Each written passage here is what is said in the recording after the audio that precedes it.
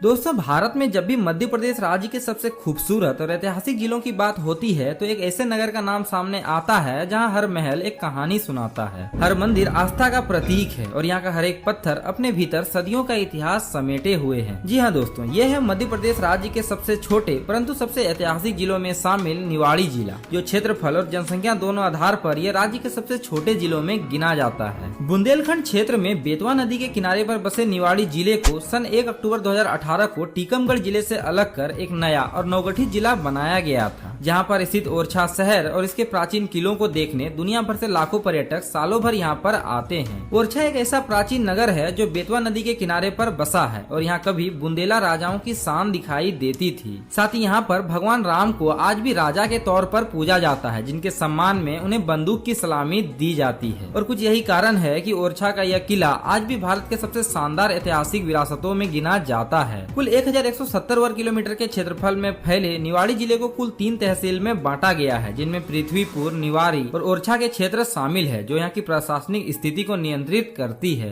निवाड़ी जिले के चारों ओर ललितपुर, टीकमगढ़ और झांसी की सीमाएं लगती है, जिससे दोनों राज्यों के बीच व्यापार और सांस्कृतिक संबंध सदियों से बने हुए हैं। इस जिले की सबसे महत्वपूर्ण नदी बेतवा नदी है, जिसने यहाँ की सभ्यता, खेती बाड़ी और इतिहास को आकार दिया है। साथ ही इस नदी के किनारे कई महत्वपूर्ण पर्यटन स्थल भी मौजूद है, जहाँ बेतवा नदी कई धाराओं में विभाजित होकर मनमोहक दृश्य भी प्रस्तुत करती है। यदि मध्य प्रदेश राज्य के किसी शहर की सड़कों पर दौड़ती ज्यादातर गाड़ियां आपको MP 71 वाहन कोड के साथ नजर आए तो समझ जाइए अब ओरछा की नगरी यानी कि निवाड़ी जिले में दाखिल हो चुके हैं, जिसकी वर्तमान समय में जनसंख्या करीब 6 लाख के आसपास है और यहाँ के महज 97.51% लोग ही पढ़े लिखे और शिक्षित माने जाते हैं। जिले के अगर बोलचाल वाले भाषा की बात करी जाए तो बुंदेली यहाँ की प्रमुख भाषा है, जिसे यहाँ की 60% आबादी अपने दैनिक जीवन में प्रयोग करती है। इसके अलावा भी यहाँ पर हिंदी और उर्दू का भी व्यापक रूप से प्रयोग होता है। ऐतिहासिक दृष्टिकोण से देखें तो निवाड़ी जिले का इतिहास भी काफी भव्य और गौरवशाली रहा है। इस जिले का नाम आते ही दिमाग में सबसे पहले याद आता है ओरछा शहर, जिसकी स्थापना 16वीं शताब्दी की शुरुआत में बुंदेला राजपूत शासक रुद्र प्रताप सिंह ने की थी। उन्होंने बेतवा नदी के किनारे पर ओरछा शहर को अपनी राजधानी बनाया और यहीं से बुंदेला साम्राज्य ने नई ऊंचाइयों को भी हासिल किया था। बाद में राजा वीर सिंह देव के शासन काल में ओरछा ने अपने स्वर्णिम युग को देखा था, जहाँ इसी दौरान कई भव्य महलों, मंदिरों और किलों का निर्माण हुआ था।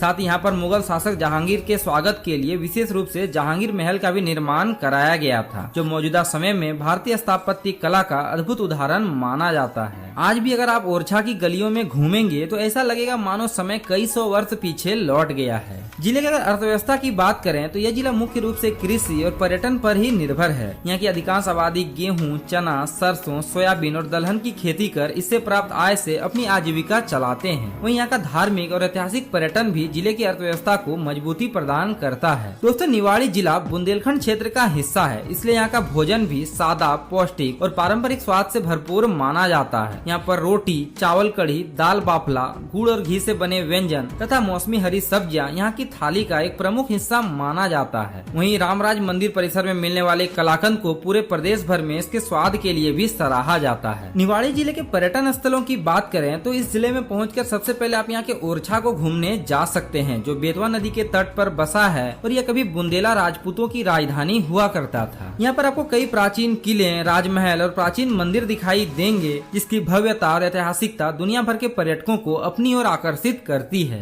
यूनेस्को के वर्ल्ड हेरिटेज साइट्स के टेंटेटिव लिस्ट में शामिल ओरछा अपने जहांगीर महल, राजा महल, लक्ष्मी नारायण मंदिर, चतुर्भुज मंदिर और यहाँ पर स्थित राजाओं की भव्य छतरियों तथा अपने रामराज मंदिर के लिए ये पूरे देश भर में जाना जाता है। साथ ही आप सभी को बता दें कि यहाँ के राम राजा मंदिर में भगवान राम को भगवान के तौर पर नहीं बल्कि यहाँ के शासक यानी राजा के तौर पर पूजा जाता है और उनके सम्मान में प्रत्येक दिन उन्हें बंदूक की सलामी भी दी जाती है। इन सब के अलावा भी निवाड़ी जिले में आप यहाँ के अछरू माता मंदिर, गढ़कुंडार का किला और बेतवा नदी तथा जामुनी नदी के संगम को घूमने भी जा सकते हैं, जो इस जिले की विशिष्ट पहचान मानी जाती है। साथ ही यहाँ पर आप बेतवा नदी में राफ्टिंग का भी आनंद ले सकते हैं और राफ्टिंग के दौरान दिखाई देने वाले महल, छतरियां और किले लोगों को एक अलग ही अनुभव प्रदान करते हैं। अंत में निवाड़ी जिले के आवागमन की बात करें तो ये जिला सड़क और रेल दोनों परिवहनों से अच्छी तरीके से जुड़ा है। सड़क मार्गों की सुविधा के लिए यहाँ पर आपको मध्य प्रदेश राज्य परिवहन निगम की बसें नियमित रूप से चलती हुई नजर आएंगी। वहीं रेलवे मार्गों की सुविधा के लिए इस जिले का सबसे महत्वपूर्ण railway station Niwari railway station है, जो जिले के लोगों को रेलवे की प्राथमिक सुविधाएं मुहैया कराती है। वहीं अगर आप आप ओरछा शहर घूमना चाहते हैं तो इसका सबसे नजदीकी और बड़ा रेलवे जंक्शन झांसी का वीरांगना लक्ष्मीबाई झांसी जंक्शन है, जो यहाँ से तकरीबन 12 किलोमीटर दूर है और यहाँ से आप शेयरिंग गाड़ियों के जरिए यहाँ पर पहुँच सकते हैं। हालांकि जिले में ओरछा रेलवे स्टेशन भी मौजूद है, जो ओरछा किले से महज 5 किलोमीटर दूर है, परंतु यहाँ से सीमित ट्रेनों की सुविधाएं उपलब्ध है।